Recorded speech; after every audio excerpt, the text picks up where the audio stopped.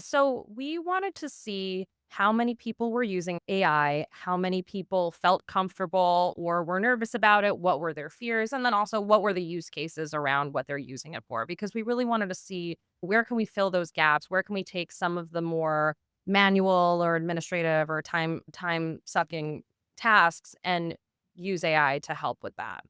What really surprised me was that 73% of our staff describe themselves as explorers, so moderate understanding of AI, moderate adoption, and we had no one self-report as a novice.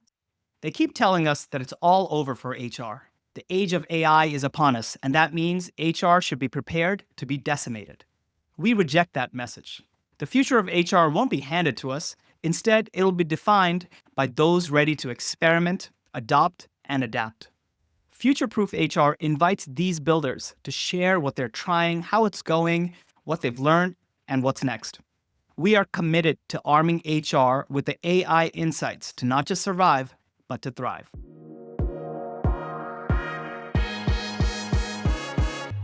Hello and welcome to the Future Proof HR podcast, where we explore how forward-thinking HR leaders are preparing for disruption and redefining what it means to lead people in a changing world. I'm your host, as always, Thomas Kunjappu, CEO of Cleary. Today's guest is Stephanie Leal, the Director of HR, Learning and Development at Mission North, a strategic communications firm serving the future of work and innovation economy. Stephanie is leading the charge to build AI fluency across her company, not just in HR, but especially for client-facing teams supporting emerging tech brands. Stephanie is building a practical cross-functional learning initiative with measurable outcomes. She's also helping HR reimagine its own role in this new landscape. Stephanie, welcome to the podcast. Thank you. Thank you so much. So I'm so excited to talk to you about how you've been thinking about bringing in the learning and development mindset into your firm, especially for Mission North, where you are working and with a lot of your clients who are pretty tech and AI forward, right? Yes, correct. Yeah, I've been working at Mission North for about 10 years, and over a decade, I've been able to shape my career here in the HR space, deepening my expertise there, and really moved into a learning and development role because it's the part of HR that really excites me. It touches so many aspects of the employee experience, from onboarding to career development to performance reviews and, of course, training.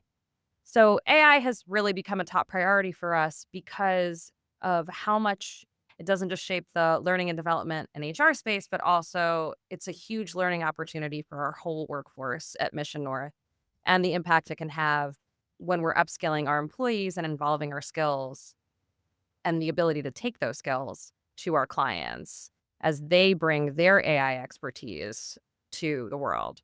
So it's a really great opportunity right now. It's a really exciting space to work in. So would you say, from at least for you, from an L&D perspective, is a lot of the L&D about AI? Currently, yes. So we launched a learning and development initiative this summer that we're calling Navigating AI, a Summer Learning Journey. And it's our biggest priority in terms of upskilling our employees because we want to make sure that they feel confident in the new tools that they have at their fingertips, that they are finding it supporting their work and their outputs, that it's giving them time back and more time and efficiency so that they can do deeper strategic work for their clients. And then that they can also take that to provide even better counsel, even better trust from our clients into not only are we advising you to reach a broader audience with your tech, but we are also confident in the emerging tech that's coming out for all of us. I think it's a double header. It's a two-pronged learning opportunity for all of us. So I'm really excited to be spearheading it, and I'm really excited that Mission North is motivated and excited by this learning opportunity too.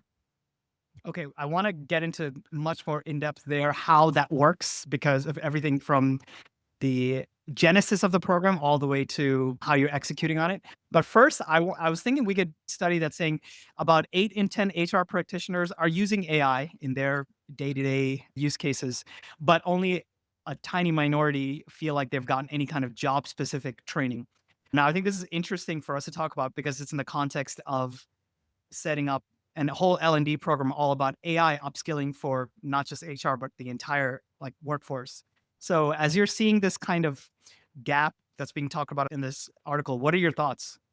Yeah, I think one of my biggest takeaways from the article was about how having a company mandate AI does not spread innovation, it spreads fear. So we don't want it to come from this you must use AI approach, but more of creating an environment for all employees, not just HR employees, of experimentation, of sharing resources, of, sharing use cases and best prompts and things like that so that we can all continue to evolve our skills there. I think for HR specifically, I can understand why a company might not be able to offer HR training specifically for AI, but one of the best things about HR as a profession is the networks that are available because so many people on HR teams are one or two people in an organization or just one. Mm. So I've found that some of the HR focused newsletters or templates. There's different organizations. Obviously, there's HR organizations like SHRM, and then there are more specific places based on where you're located.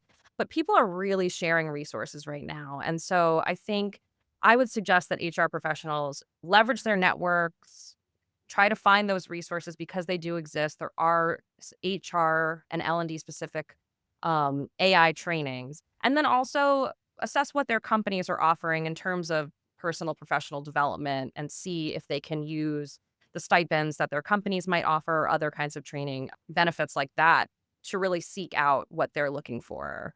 I know at my company, we are mostly PR and integrated marketing professionals. And so our AI trainings are really tailored to those skills. But for our HR team, we're constantly sending each other the best prompts that we found from a newsletter or templates that we can use for our own work. There really is such a great opportunity for knowledge sharing right now. Absolutely. And it's a great point that you talk about. There's not a single company where the HR team is like the majority of the employee base. It can be So a lonely group of people. right. So it's interesting because the article is talking about HR practitioners needing to practice what they preach because the L&D role is going to be, like you said, at least in your current state, a lot of it is about enabling AI and upskilling with AI skill sets for obviously for different types of functions.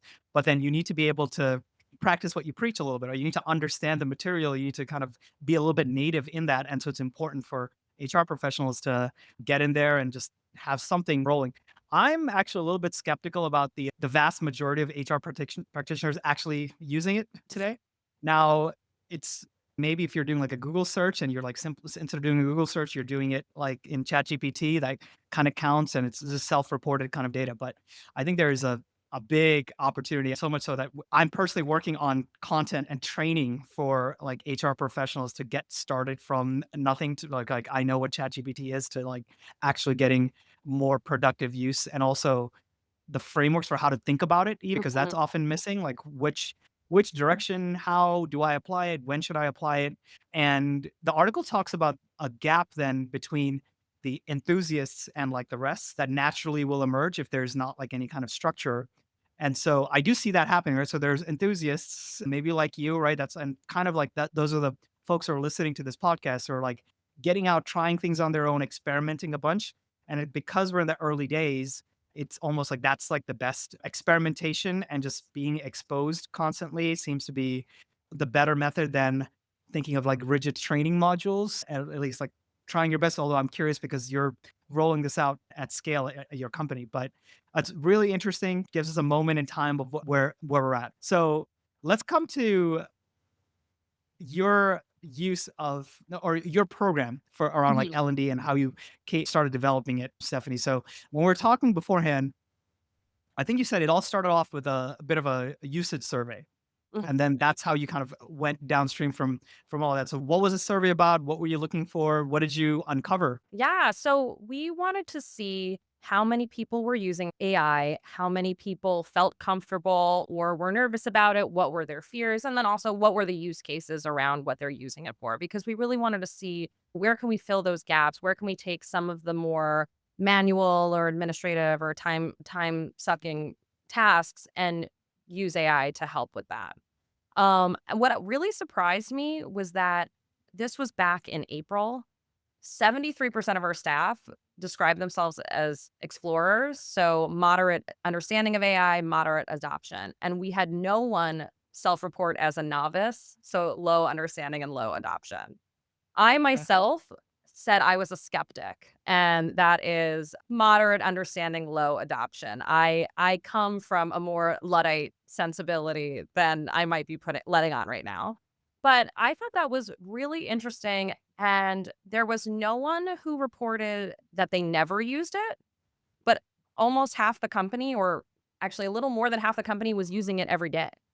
So, we knew we had people who were definitely experimenting with it, but we didn't know how comfortable they felt in it, or we were worried Right. that if we didn't fill those gaps of or those skills, that they wouldn't be using it to the best of their potential, that maybe we would have data at risk, whatnot. So, we really wanted to understand where people's baseline was. Okay. And then we wanted to know what their biggest concerns were, and that was, in fact, privacy and data security. That was the top thing where people were like, "I wanna try it out, but I'm nervous that if I say something, it's gonna suddenly be training public models on my data."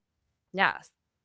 So that's interesting. You have great employees who care about that stuff proactively, which probably has to do with other, trainings and onboarding and things that you've got going on. It sounds like the first baseline where you're trying to just get an understanding of your population. Sounds like you segmented under either skeptic, novice, explorer, or there's some And then super user. advanced and a super Yeah. user. And so that's interesting. So you got like a baseline of like where like folks thought they were, and from there what do you do next? Even before that, like, what was the intent? Like, why? What was the trigger for you to even send out the survey? It's interesting. Back in 2023, when this really started to become something that seemed to be popping off, we came out with an AI principles that were fairly generic. Basically, try it out, use it, but don't say anything that is proprietary information. And it shouldn't be the only thing that you're using. At the time, I think there was much more fear around the kinds of output that you would get from AI. And we had everyone do fairly generic courses. At the time, we were using LinkedIn Learning, just about what is AI, what is a large language model, and things like that, and then basic understanding of it.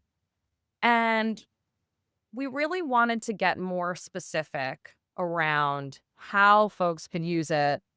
So it wasn't just I'm trying to draft an email, or I'm writing a brainstorm or something, and more actual tasks that people use. And not to say that AI isn't great at crafting an email, but just that there were more opportunities out there. We also wanted to make sure that our employees knew that we were prioritizing it. So it wasn't just like a flavor of the week.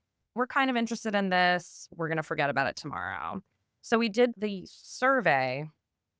And then from there is really when we started launching into more of a show and tell. We have people who are super users, let them show us the ways in which they're using it. So that was really the next step of the journey. Just to make sure I understand, so in 2023, you'd set up some principles, and so there was already it's kind of in the water. People are using it on their own, their subscriptions, with some guidelines about how you can use it. But then in 2025, I get it sounds like the trigger was you wanted to have more structure around how you can get people from the most surface level use cases to go deeper into specific workflows so that it can actually make an impact on productivity and just fundamentally how the functions or whichever function you're in, how you operate.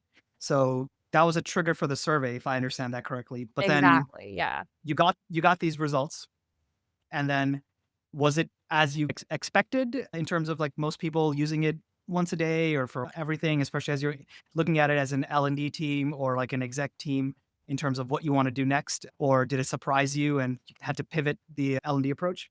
Actually, I feel like it was surprising in a positive way, where I think I assumed that there would be more people who identified as novices, people who never used it, people who were very against the idea of incorporating it into their work.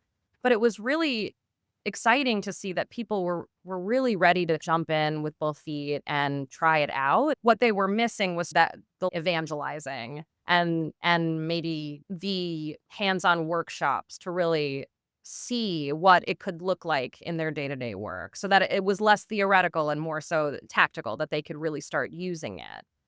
So it sounds like your strategy for that, what you did next was, so you have the LinkedIn Learning and the generic like understanding what LLMs are, like how to use things so that people are at that level. But then you went to getting your super users who are self-identified to start doing show and tells. So the idea is evangelism, right? So tell me more about that, what you did post survey. Yeah, so after the survey, we did it right before we had an all company offsite, which we hadn't done in a few years. It was a great opportunity to get us all together in person. And one of the sessions that we focused on was the kickoff of this AI show and tell, because we had a certain teams of people for certain client groups were beginning to really incorporate it in their day-to-day work for those clients and wanted to show it off to the rest of the employees. And again, I am coming in as a skeptic. I was not a person who was using it every day. I was a little hesitant, especially around security. And one of the AI platforms that we have in our work tech stack is Gemini. We use Google Workplace. So to me, I thought Gemini was just that little pencil icon that pops up when you're writing an email that says refine.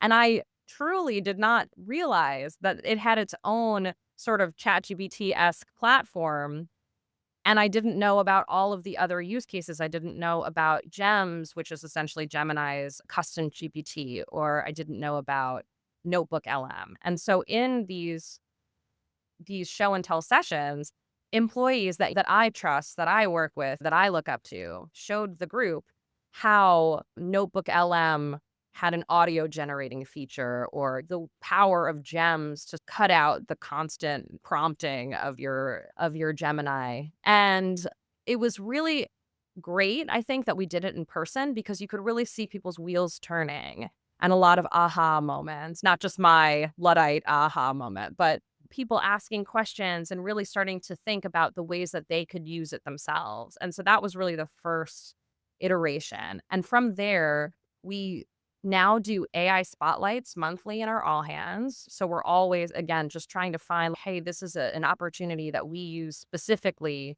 with this piece of AI to help this client. And then we do biweekly show and tell sessions every other Friday around different use cases. So most recently, we did building a GPT.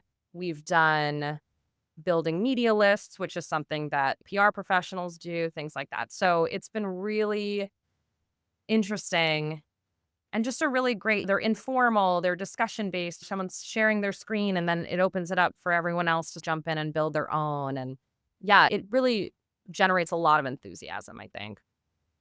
This has been a fantastic conversation so far. If you haven't already done so, make sure to join our community. We're building a network of the most forward-thinking HR and people operations professionals who are defining the future. I will personally be sharing news and ideas around how we can all thrive in the age of AI.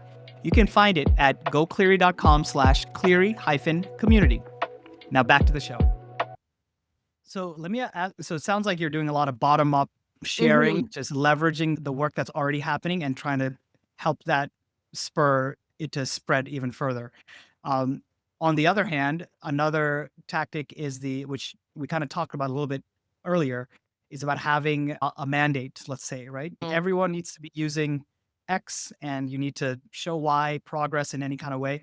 Was there anything communicated in that from an executive communications level that's like more mandate like, or is it completely all about just, hey, opt in and it's in the culture that like managers would recommend, hey, you probably want to attend this or you should show this off? How did you balance that part? So we got another group of people together back in 2023. We had an AI task force. We got the gang back together with a couple new super users, and we came out with an updated AI principle around our philosophies and around the way that that we want AI to be used. And again, we're not mandating it. It's not that intense, but it's more so about how, if you're using AI, you still need to have human oversight. You still need to be doing quality control. We own our output. We need to also be fact checking. We need to make sure we're eliminating bias, all of those things. And then also, what do we recommend in terms of the most secure AI platform? We have a paid Gemini account, we have a paid Team GPT account. And if you're using something like Claude or ChatGPT, make sure that use it with a paid version so that you can opt out of training their models. I think those kinds of guidances are really important so that we're not just letting people go willy-nilly and then inheriting that risk that comes with it. And then the last part of it is about continuing to grow. It is going to continue to evolve. We're going to continue to evolve with it. We're not gonna set it and forget it. If we need to continue to shape these policies or principles and update them, like, we are definitely gonna do it. And the same with the different kinds of AI opportunities or, agentic AIs that we wanna invest in and things like that. We're gonna keep looking into it to make sure that we are supporting our staff and that they feel empowered to use it as a tool, but not completely rely on it. Okay, and then can you tell me about is are you putting this into the onboarding process at all, or does it even go into the employee culture to the point of even in job descriptions or in interviews? How does this mindset and set of activities, if at all, does it apply to the new employee experience? Yes. So we are definitely putting the AI principles into the onboarding with the employee handbook. So it is a part of our policies at Mission North that we expect that folks are using it, and we want to make sure that you're using it thoughtfully. We also, in addition to these show and tells and on hands-on trainings, we also rolled out a series of trainings from Section that are focused on PR. So there's 4 courses that people take asynchronously, and that is also gonna be a part of onboarding. So in addition to attending your typical compliance trainings at the beginning of onboarding, you'll also have these to watch asynchronously through the first month with different checkpoints as you go through to make sure that you feel comfortable and confident. Obviously, because new hires will have missed the sort of hands-on show and tell Sure. workshops that have already occurred. So they could watch them, they could watch a recording, but we also just want to make sure that folks are checking in with them to say, do you have any questions around AI? In terms of job descriptions and interview processes, it's definitely a conversation that we're having because I think when I talk to other HR leaders, I think the thing that concerns people the most is a lack of transparency around AI use. I heard a story about someone doing an interview and using ChatGPT while they were on the interview to generate answers. That Right. feels a little, again, Luddite here. It feels duplicitous from a HR, recruiting standpoint.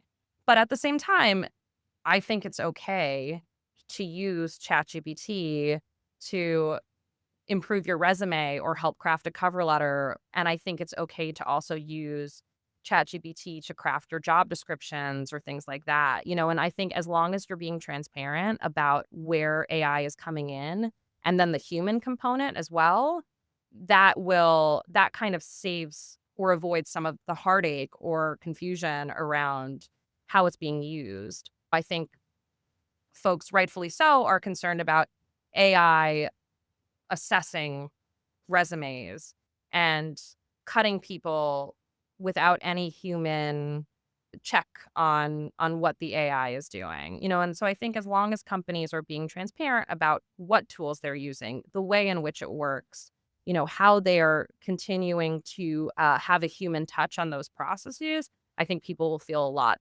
less afraid of it in general and just more also it creates a level of trust for the company that you're looking to work for. At Mission North, those are definitely conversations we're having. We're not quite in those directions yet of adopting AI tools in that space, but we'll definitely be transparent. I trust that the company will be transparent about any kinds of extra AI touches that might be a part of those processes. I was more interested in how you talk about expectations, and if you think about your company at 70% explorer, right? And as your average company has turnover and you're in a couple of years a completely new workforce, what is the expectation for prospective new employees, because that's I think part of the fear. It's almost in 2022, you're trying to say, are you guys remote? Are you hybrid? I need to understand this. And there's a similar question I think for talent. Are you AI native? What does that mean? Like, how much do I need to know? Am I actually going to be able to succeed at this job? It's almost like a question that employers and employees are going to be like navigating as this shift is happening. And I think it's communicated in job descriptions and sometimes in how we work and what we do and things like that. But then I think that is something that's you're talking about it with the existing employee base, but then now you have it also in new hire orientation, and it's there, and then it kind of goes even upstream into expectations and even evaluation of skill Hmm. set to get people started.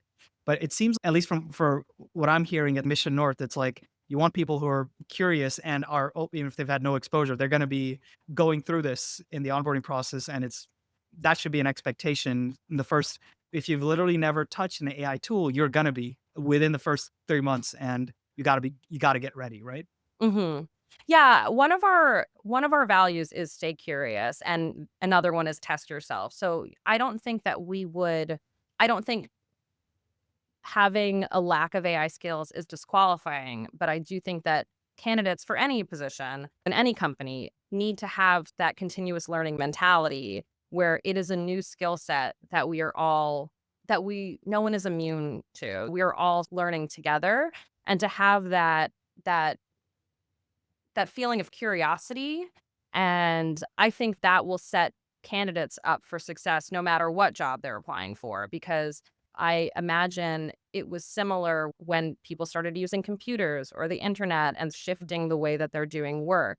I think that we should all kind of take this opportunity to look at it as an exciting learning adventure as opposed to something that is inherently destructive or inherently a bad idea or something. I think it's a mindset, and I think that candidates in all industries have an opportunity to really say, I'm working on my skills and I'm ready to jump in where I need to be. And then from the employer side of things, it's on our end to make sure that we're providing those asynchronous trainings to give everybody the same base knowledge and then support that experimentation and support those knowledge sharing. And not just to say, these are the things that I did well, but these are the prompts that really failed me, or these are the things that I tried to do and I came up with a really bad answer or something like that. To show that, to have people have the freedom and the safety to sort of experiment in that way.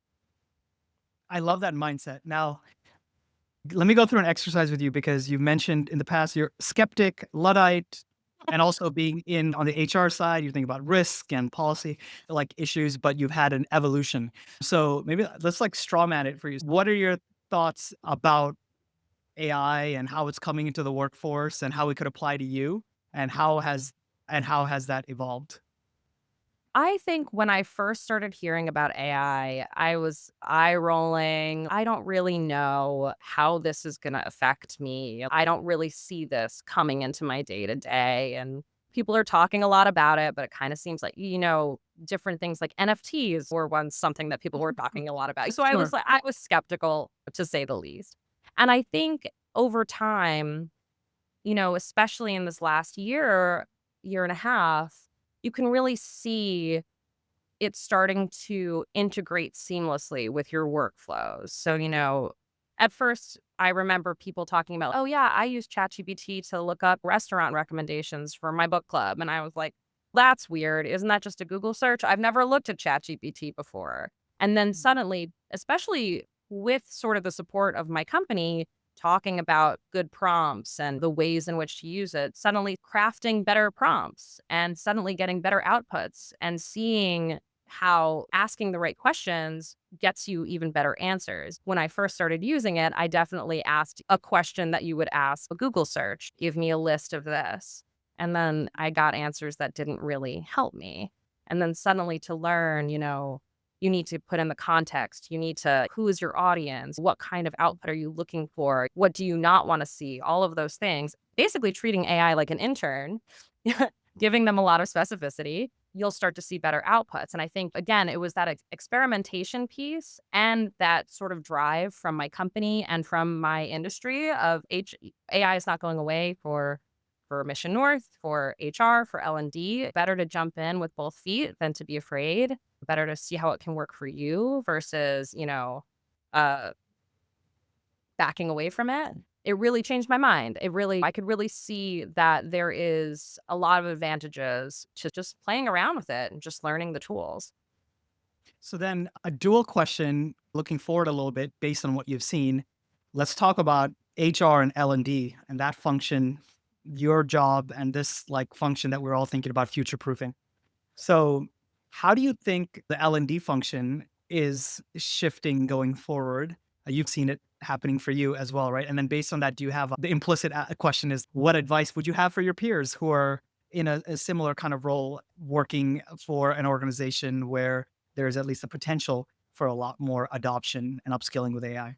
Yeah, I think in terms of L&D, everyone knows that a one size fits all approach doesn't work and that there are many different kinds of learners. And so you want to be able to hit people where it is the most effective for them, where they can absorb materials and it has an impact on them.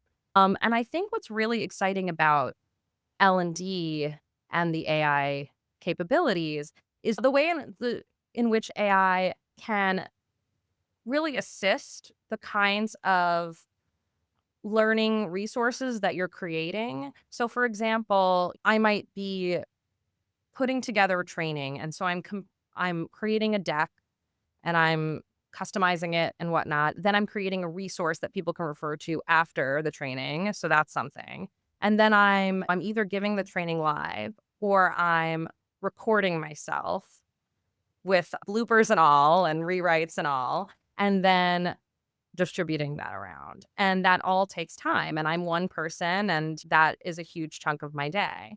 Whereas if you incorporate AI, there are capabilities where AI can create videos for you. So you're no longer pointing around your screen, but you're actually showing something that maybe is visually engaging for people who are more visual learners. And that also isn't just your face or a deck that you created. There's also capabilities with AI for creating those kinds of presentations or resources from those presentations. And then the last thing that I learned just this year is the capabilities of sort of audio generation. So for those folks who are more audio learners who want to listen to a podcast while they're taking a walk, all of a sudden, suddenly that is something that you can create in a matter of seconds, minutes by just uploading resources and generating a summary. So there's just a lot more with getting that time back. Then suddenly you have more time to work with people one on one. Maybe they went through a training, but it's just not sticking and they need someone to show them they learned by doing. Suddenly, you have more time to devote to that. You have more time to devote to other areas of upskilling that people are focused on. And a big part of L&D and HR is obviously the soft skills and getting to know people and talking about conflict or things that make people tick or where they want to go in their careers. And suddenly you have time back to really focus on those tasks that you can't really put a price on, or those are the ones that you can't automate. And so I think it just gives us as L&D and HR professionals an opportunity to automate and make some of those tasks more efficient so that we can put more time and energy towards the strategy and the people focus of our jobs. Yeah, and actually, it sounds like you're going even further than the automation. It's actually creating a better product. So for less time invested, you're creating a more personalized product with different modalities of learning. And also, I think what you described around presentation creation and just content creation is probably just a generic, like for any kind of knowledge worker who's putting content together can be made more efficient. But then the delivery of that whole process can happen in less time and yet be more personalized. And then Mhm. on top of that, you have more time to work potentially one on one, one on two with different individuals to really make sure that they're getting the most out of the content and also growing and learning. And in that way, you're maximizing your impact for the organization as a whole. So, I mean, but then I would imagine the floor starts going up, right? The standards for what can a one person L&D team deliver over time will be the expectations will go up because you should be able to do much more, but then you have to experiment along the way to Mhm. figure out how to do that. It's hard fought insight. So this is All very interesting. I have to ask, so going forward now with the program, you've done a survey, you've gotten in all these show and tells, you incorporated into all hands, you've had incorporation into onboarding meetings. What's next, do you think, for your L&D program? Well, we're coming out with our 4th PR specific course and following that up with another show and tell. But I think the next step overall is to really just assess how this summer went and where people identify now. I was looking over the survey questions and just thought, I think we can probably send this survey maybe a couple of tailored questions, but just the same questions of how do you identify as an AI user? How often are you using it? And really see what the shift has been. Because I know personally for me, I would definitely, I have definitely shifted in my AI use and I've definitely improved over time. And so I do think that another survey is in our future.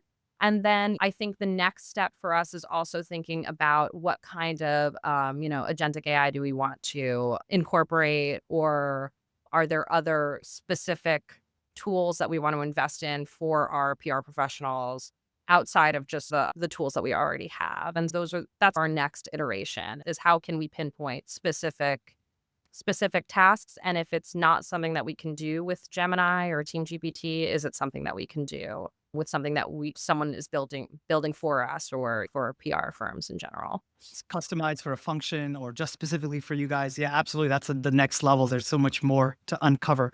So excited to see where it all goes. So where can how can people best connect with you, Stephanie, if they want to learn more about you or what you're doing at Mission North? Yeah, you can find me on LinkedIn, Stephanie Leal with Mission North, and excited to touch base with you there. Wonderful. Thank you for sharing your journey personally, as well as how you've seen the transformation slowly but surely happening at Mission North, and how you're supporting it, and a little bit of a vision of how an L&D team supporting an upskill initiative for an entire organization towards AI, what that could look like. That is something that at least a lot of people are thinking about, if not already executing on. So I think it's going to be massively valuable. So thank you for the conversation, and for everyone out there who are future proofing your orgs and your HR teams. Thanks for listening. Hope you had a couple of takeaways, and we'll see you on the next one. Bye now. Thanks for joining us on this episode of Future Proof HR. If you like the discussion, make sure you leave us a 5-star review on the platform you're listening to or watching us on, or share this with a friend or colleague who may find value in the message. See you next time as we keep our pulse on how we can all thrive in the age of AI. Hey, it's Thomas again. One quick question before you go. Are you and your HR team tired of answering the same employee questions again and again in Slack? If yes, our Cleary AI-powered Slack bot is here to help. It takes routine employee requests and answers it automatically while freeing up time for you to take on more important tasks. At the same time, it automatically builds up an HR knowledge base as you go. It's quick to set up, works right in Slack, and you can try it for free. Just head on over to gocleary.com/HR-chatbot to install it. It's again, gocleary.com/HR-chatbot. Thanks again.